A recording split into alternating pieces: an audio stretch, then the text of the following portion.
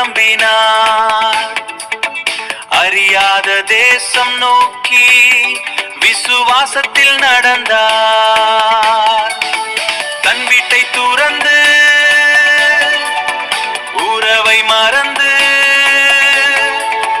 தேவன் காட்டிய பாதையில் துணிந்து சென்றார்.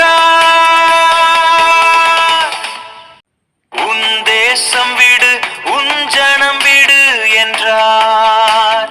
வாக்கு தத்தம் தந்து தேவன் அழைத்தார். மறு பேச்சு பேசாமல், தயக்கம் ஏதும் இல்லாமல் கீழ்ப்படிதலின் சிகரமாய் கானான் சென்றார். ஆண்டவர் சொன்னார், ஆபிரகாம் கிளம்பினார். அறியாத தேசம் நோக்கி விசுவாசத்தில் நடந்தார். தன் வீட்டை துறந்து உறவை மறந்து தேவன் காட்டிய பாதையில் துணிந்து சென்றார். பாதைகள் தெரியவில்லை, பயணம் புரியவில்லை, ஆனாலும் வழி நடத்தும் தேவனுண்டு. விண்மீன்கள் போல உன் சந்ததி பெருகும் என்ற வார்த்தையை நம்பி அவர் கால்கள் நடந்தன.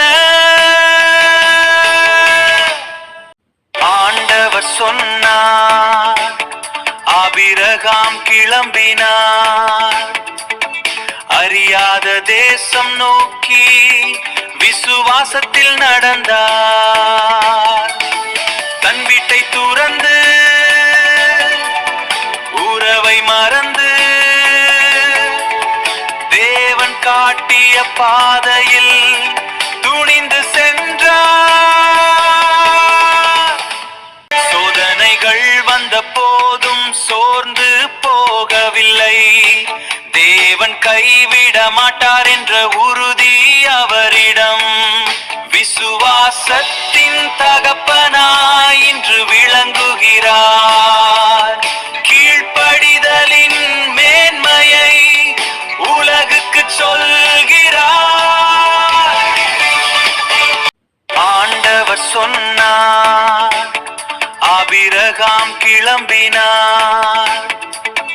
அறியாத தேசம் நோக்கி விசுவாசத்தில் நடந்தார். தன் வீட்டை துறந்து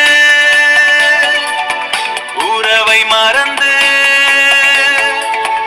தேவன் காட்டிய பாதையில் துணிந்து சென்றார்.